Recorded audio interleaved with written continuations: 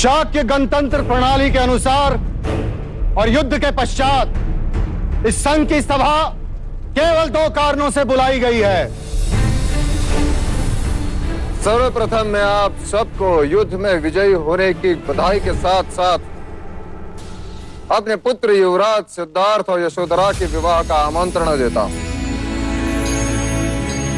और दूजा इसलिए कि युद्ध में घटी घटनाओं का हम विश्लेषण करें। कौशल नरेश को हराकर हमने एक इतिहास रचा है, अब हमारे और कोई आंख उठाकर भी नहीं देखेगा। युद्ध में लिए गए निर्णय क्षमा करें महाराज, पर वे अयोग्य थे, पूरी तरह गलत थे, संघ प्रणाली के विरुद्ध थे। हमारे मतों को सहज दिया गया। ये आप क्या कह रहे हैं? महाराज, हम सारे शाक्य राजा संघ राज्य सभा से अपने पद का त्याग करते हैं ताकि आप महाराज शुद्धोधन अपनी मनमानी कर सके।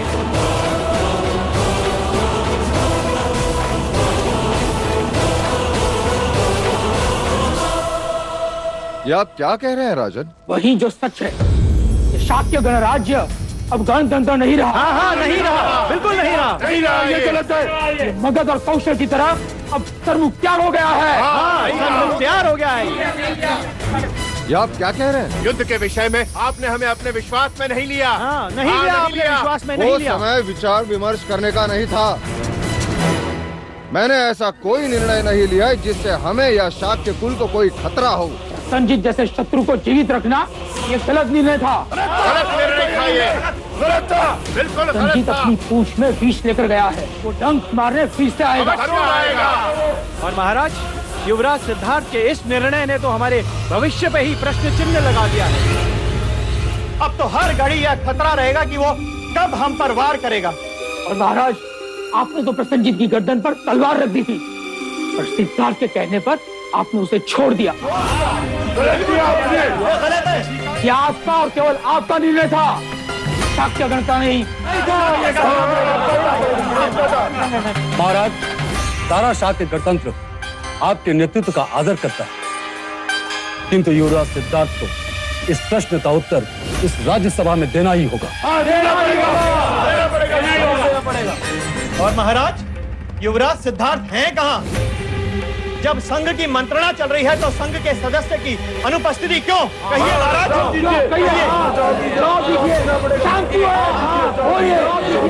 शांति है।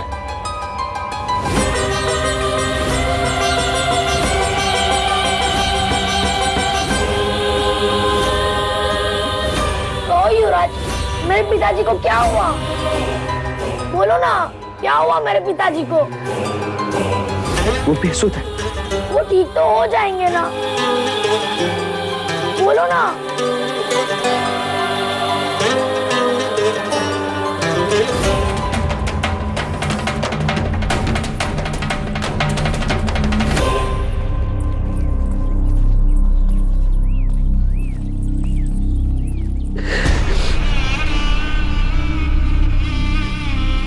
मैं तुम सबसे प्रश्न पूछता हूं, ये बालक मुझसे उत्तर मांग रहा है।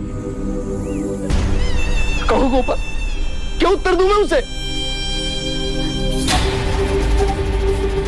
कैसे समझाऊं उसे कि केवल उसके पिता नहीं, मैं सारा संसार बेसुध है। कैसे समझाऊं? आपके प्रश्नों का उत्तर देना मेरा और मेरे पुत्र युवराज सिद्धार्थ का उत्तरदायित्व है। तब तक आप सभी राजाओं से विनती है कि मन में किसी भी प्रकार का मैल रखे बिना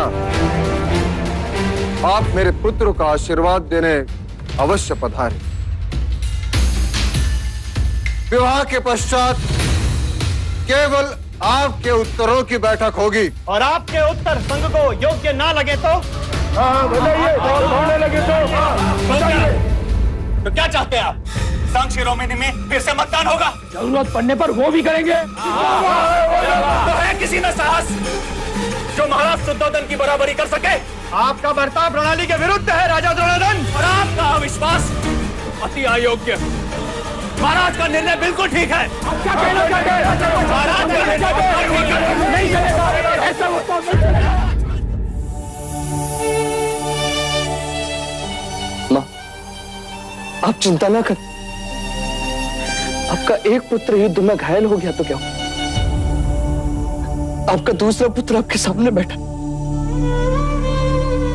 मैं आपकी देखभाल करूंगा। आपका पुत्र हमारे लिए तलवार बना, तो क्या मैं आपकी लाठी भी नहीं बन सकता?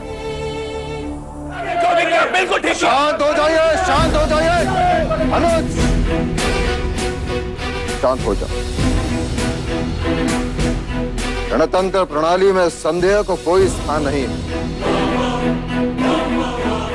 मुझे मतदान से कोई आपत्ति नहीं।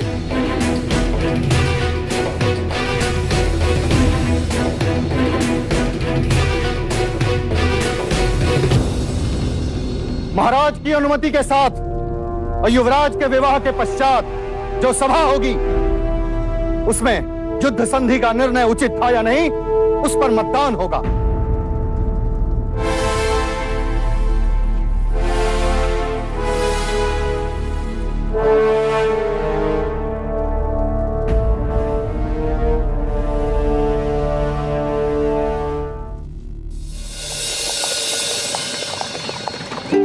रथ रोको चन्ना।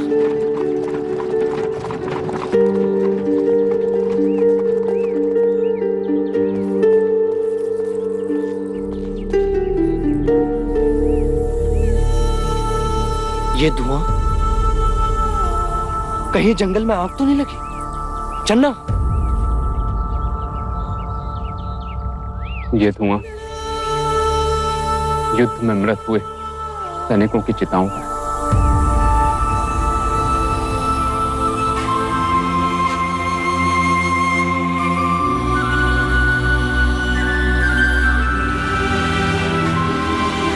इस सैनिकों के शव में मनुष्यता जल रही है और हम सब जीवित मनुष्यों को लज्जित कर रही है।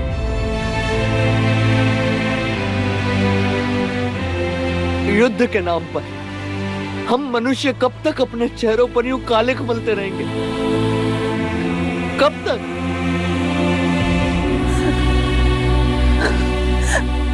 ये क्या सिद्धार्थ?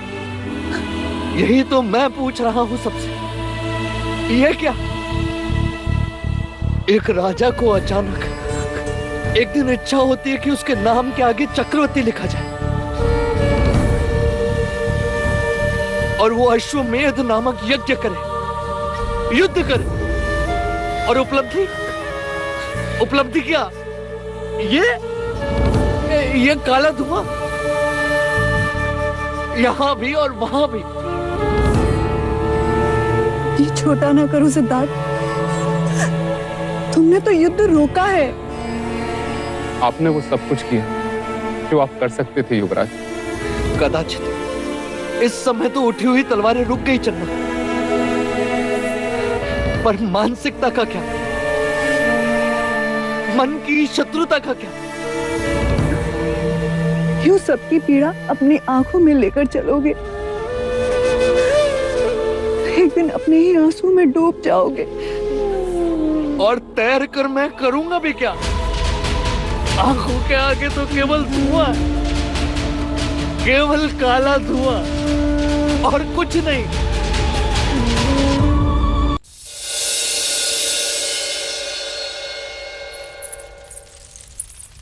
मुझे हमेशा इस बात का खेद रहेगा कि यशोधरा का विवाह देवता में ना कर सके। फिर वही बात अमिता दीदी, आप अपना जी छोटा ना करें। कपिलवस्तु भी तो आप ही का है, आपका मायका है। और फिर माँ के घर से ना गई बारात, मामा के घर से गई, तो क्या हुआ? और हम सब भी तो असहाय हैं। कुलगुरु वाचस्पति का आदेश जो है, यदि ये मुहूर्त टल गया तो फिर वर्षा ऋतु तक रुकना पड़ेगा। हाँ, और तब तक वर वधू कैसे रुकेंगे? प्रणाम। समस्त देवियों को इस वैश्य का प्रणाम। पधारिए, आपके समक्ष उपस्थित ये सभी वस्त्र एवं आभूषण अति उत्तम, अति मूल्यवान एवं दुर्लभ हैं। विराजिए, इन आभूषणों को देखिए। मूल्यवान रत्नों से सुसज्जित सिंघल के समुद्र से प्राप्त रत्न हैं। रत्नावली माला कहते हैं इसे। राजकुमारी यशोधरा के कंठ की शोभा बढ़ाएंगी या फिर घटाएगी। यदि देवदत्त की बहू के लिए गहने पसंद करने होते तो मैं इन गहनों को देखती भी।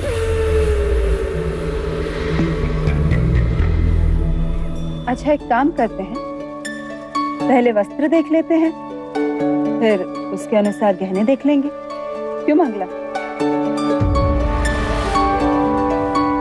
मंगला, तुम मुझसे छोटी हो। अब पहले देवदत्त की बहू के लिए तुम कैसे वस्त्र पसंद करोगी वो दिखाओ।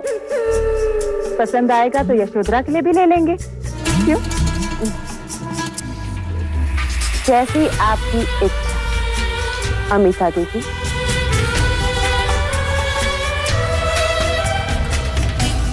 क्या देख रहे हो? वस्त्र दिखाओ। अवश्य। इस वस्त्र को देखिए। ऐसी बुनाई आपको समस्त कपिल वस्तु में कहीं प्राप्त नहीं हुई। ऐसे बुनाई के वस्त्र हमारे यहाँ हमारी दासियां पहनती हैं। क्षमा करें। इस वस्त्र को देखिए, इसके रंगों को देखिए। रंग ऐसे कि आंखें चकित हो जाएं, और स्पर्श तो ऐसा कि छूने का मन करे, और इसे धारण करने के पश्चात सबकी दृष्टि केवल आप पर। यदि दृष्टि पड़ेगी तो लगेगी ना। कैसे भी मैं नहीं चाहती कि यशोधरा को किसी की अशुभ दृष्टि लगे।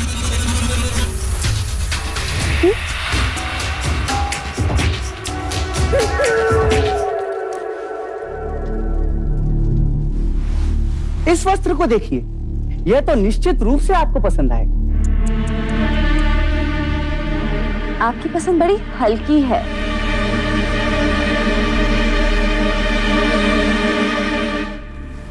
इस वस्त्र को देखिए, योजनों दूर इसे मिस्र से मंगाया गया। अच्छा,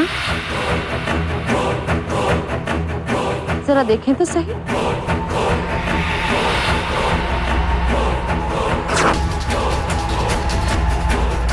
लो, हट गए। आप हमारा अपमान कर रहे हैं। मुझे नहीं लगता आपके पास ऐसा कोई वस्त्र है जो मंगला की बहू के योग्य हो। अमिता दीदी, पसंद कर लीजिए कुछ यशोधरा के लिए। यदि मेरा मैका होता तो आग लगा देती इन वस्त्रों को।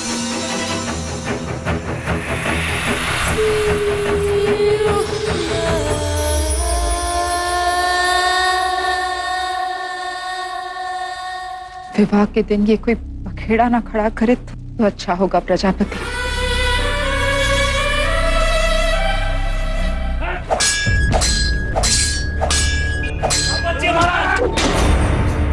भाई महाराज,